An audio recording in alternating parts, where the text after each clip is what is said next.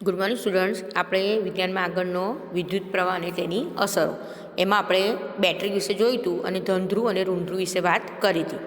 તો હવે આગળ આપણે આવ્યા હતા પેજ નંબર 162 પર પ્રવૃત્તિ 14.1.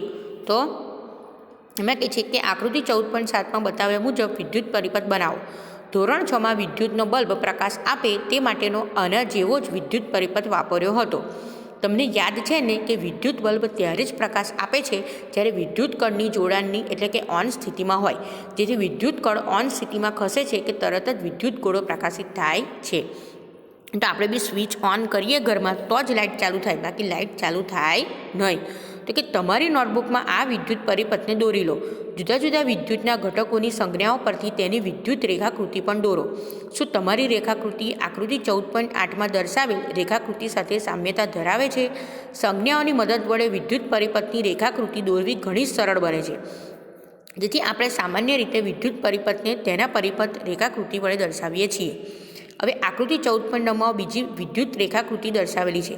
શું તે આકૃતિ 14.8માં દર્શાવેલી વિદ્યુત રેખાકૃતિ સાથે સામ્યતા ધરાવે છે? તે કઈ રીતે જુદી પડે છે? શું આ વિદ્યુત પરિપથમાં બલ્બ પ્રકાશિત થઈ શકશે? યાદ કરો કે જ્યારે વિદ્યુત કળ જોડાણની સ્થિતિમાં ઓન હોય અને વિદ્યુત પરિપથ સંપૂર્ણ થયેલો હોય ત્યારે જ આપણે બલ્બ પ્રકાશિત થાય છે. તો કે બલ્બની અંદર પાતળો તાર હોય છે જેને ફિલામેન્ટ કહેવામાં આવે છે. જ્યારે તેમાંથી વિદ્યુત પ્રવાહ પસાર થાય છે ત્યારે તે પ્રકાશ આપે છે અને જ્યારે બલ્બ ઉડી જાય છે કે ત્યારે તેનો ફિલામેન્ટ તૂટી જાય છે. છઠ્ઠા ધોરણમાં હતું ફિલામેન્ટ, એટલે કે બલ્બમાં છે ને પાતળો તાર હોય, જો એ તાર તૂટી જાય તો તમારો બલ્બ ચાલે નહીં. એટલે આપણે એવું કહીએ કે ગોળો ઉડી ગયો છે, એટલે કે હવે બલ્બ ચાલે નહીં. એટલે 14.7માં તમને વિદ્યુત પરિપથ બતાવ્યો કે કેવી રીતે તમારો જે બલ્બ છે એ ચાલુ થાય છે. અને નીચે તમે 14.8માં તમને બતાવ્યું છે વિદ્યુત પરિપથની વિદ્યુત રેખા આકૃતિ, એટલે કે વિદ્યુત કેવી રીતે પસાર થાય છે એની તમને સંજ્ઞા જેવું બતાવ્યું છે. તો અહીંયા લખ્યું છે, નોંધ કરો કે વિદ્યુત કળ અથવા સ્વિચને પરિપથમાં ગમે તે સ્થાને ગોઠવી શકાય છે. જ્યારે વિદ્યુત કળ જોડાણની ઓન અવસ્થામાં હોય ત્યારે બેટરીના ધન છેડાથી બેટરીના ઋણ છેડા સુધીનો પરિપથ પૂર્ણ થાય છે. આવા પરિપથને બંધ પરિપથ કહે છે અને તરત જ પરિપથમાં વિદ્યુત પ્રવાહ વહેવા માંડે છે. જ્યારે સ્વિચ ખુલ્લી એટલે કે ઓફ અવસ્થામાં હોય ત્યારે પરિપથ પૂર્ણ થતું નથી. તેને ખુલ્લો પરિપથ કહેવામાં આવે છે અને પરિપથના કોઈપણ ભાગમાં વિદ્યુત પ્રવાહ વહેતો નથી. ઓબ્વિયસ છે, વાયર છૂટો હોય તેમાંથી વિદ્યુત પ્રવાહ કેવી રીતે પસાર થવાનો છે? જો વાયર જોઈન્ટ હશે તો જ એમાંથી વિદ્યુત પ્રવાહ પસાર થશે અને આપણને બલ્બ સળગતો દેખાશે. હવે તમને ચેતવણીમાં આપ્યું છે કે વિદ્યુતના મુખ્ય જોડાણ સાથે જોડેલા પ્રકાશિત વિદ્યુત બલ્બને ક્યારે પણ અડકશો નહીં. તે ઘણો ગરમ હોઈ શકે અથવા અને તમારા હાથને ખરાબ રીતે દજાઈ શકો છો. વિદ્યુતના મુખ્ય પુરવઠા એટલે કે સપ્લાય વિદ્યુત જનરેટર કે ઇન્વર્ટર સાથે પ્રયોગો કરશો નહીં. તમને વિદ્યુતનો શોક એટલે કે ઝટકો લાગી શકે છે, જે ખતરનાક છે. અહીં દર્શાવેલી દરેક પ્રવૃત્તિમાં માત્ર વિદ્યુત કોષોનો જ ઉપયોગ કરવો. જો બલ્બની અંદર રહેલો ફિલામેન્ટ તૂટી જાય તો શું પરિપથ પૂર્ણ ગણાય? શું બલ્બ આ સંજોગોમાં પણ પ્રકાશ આપતો રહેશે? તમે કદાચ નોંધ કરી હશે કે પ્રકાશ આપતો વિદ્યુત બલ્બ ઉષ્ણ એટલે કે હૂંફાળો બની જાય છે. તમે જાણો છો શા માટે? કારણ કે વિદ્યુત પ્રવાહ પસાર થાય, જે વીજળી અંદરથી થાય, એટલે કે એ બલ્બ આપણે જો બહુ ટાઈમ સળગતો હોય ને પછી આપણે એને અડકીએ ને તો આપણને ગરમ લાગે, કારણ કે એમાંથી વિદ્યુત પ્રવાહ પસાર થાય છે. હવે છે કે વિદ્યુત પ્રવાહની ઉષ્મીય અસર. તો એક વિદ્યુત કોષ અને વિદ્યુત બલ્બ એટલે કે વિદ્યુત કળ અને જોડાણ માટેના તાર લો. આકૃતિ 14.9 મુજબ વિદ્યુત પરિપથ તૈયાર કરો.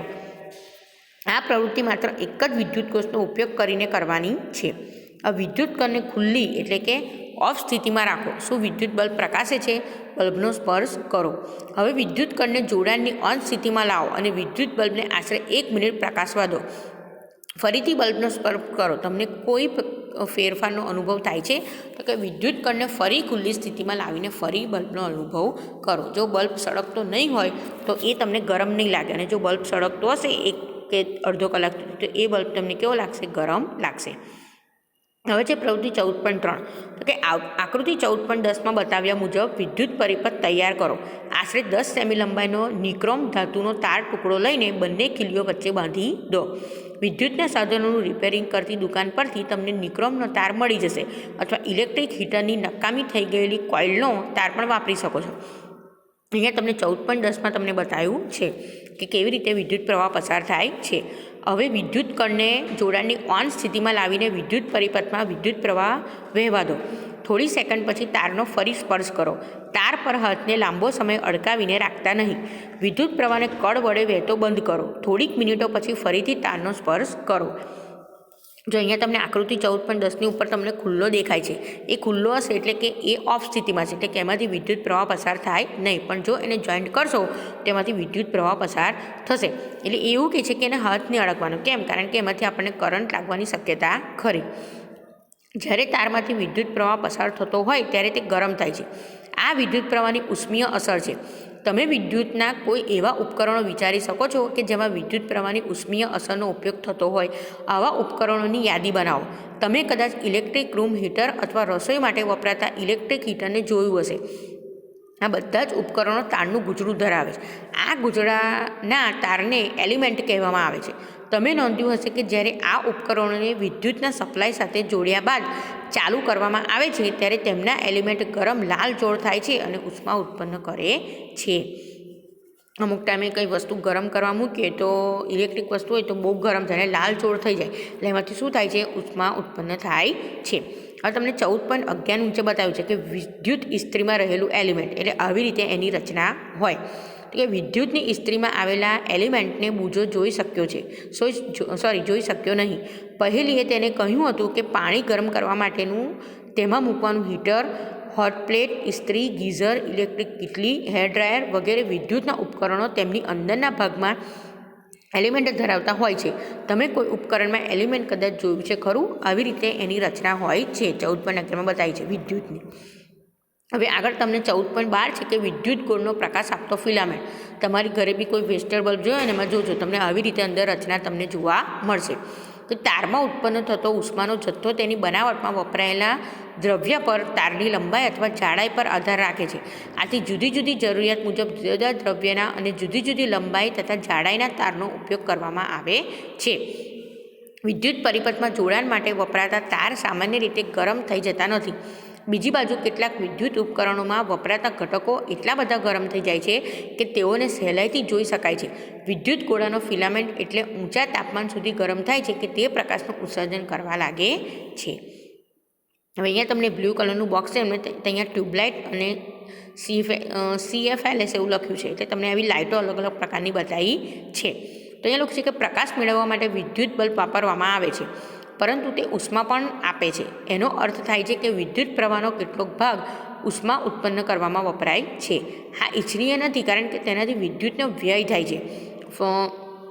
ફ્લોરોરોસ્ટ અને ટ્યુબલાઇટ્સ અને કોમ્પેક્ટ ફ્લોરોસન્ટ લેમ્પ્સ એટલે કે CFLS વિદ્યુતના વધુ કાર્યક્ષમ પ્રકાશ સ્ત્રોત છે. એટલે કે હાલના સમયમાં લાઇટ એમિટિંગ લાઇટ એટલે કે LED બલ્બના ઉપયોગમાં વધારો થયો છે. પ્રકાશની આપેલી તીવ્રતા ઉત્પન્ન કરવા માટે ફ્લોરોસન્ટ ટ્યુબલાઇટ્સ અને CFL બલ્બની તુલનામાં LED બલ્બ વિદ્યુતનો ઓછો વપરાશ કરે છે. આથી LED બલ્બ વધુ વિદ્યુત કાર્યક્ષમ હોય છે, તેવીથી તેની પસંદગી કરવામાં આવે છે. મોસ્ટ ઓફ આપણે બી LED જ કરવામાં વાપરીએ. LED શું કહે છે કે એનાથી વીજળીનો વપરાશ થાય છે, બરાબર, એટલે કે વીજળીનો વધારે વ્યય થતો નથી. તેમ છતાં વિદ્યુત બલ્બ, ટ્યુબલાઇટ કે CFLSને ખરીદતા પહેલાં કઈ ISI માર્કો વાળી જોવું જોઈએ. એટલે અમુક કંપની હોય જેમાં ISIનો માર્કો હોય છે, તો અમુક એવું કહે છે કે અમુક જોવાનું તો ISIનો માર્કો હોવો જ જોઈએ, એ કંપની સારી એમ. કે વિદ્યુત ઉપકરણ વાપરવા માટે સલામત છે અને ઉર્જાનો વ્યય ઓછામાં ઓછો કરે તેની ખાતરી ISI માર્ક આપે છે. નોંધમાં લખ્યું છે કે ફ્લોરોસન્ટ ટ્યુબલાઇટ અને CFL બલ્બ વાયુરૂપ પારો ધરાવે છે, જે ઝેરી પ્રકૃતિ ધરાવે છે. આથી ક્ષતિગ્રસ્ત ફ્લોરોસન્ટ ટ્યુબલાઇટ કે CFL બલ્બનો નિકાલ સુરક્ષિત રીતે કરવો જોઈએ. એટલે કે LEDનો ઉપયોગ શું કરવો જોઈએ કે આપણે લાઇટમાં વધારે કરવો જોઈએ. અહીંયા સુધી રાખીએ. આગળના લેક્ચરમાં આપણે 166થી જોઈશું. Thank you.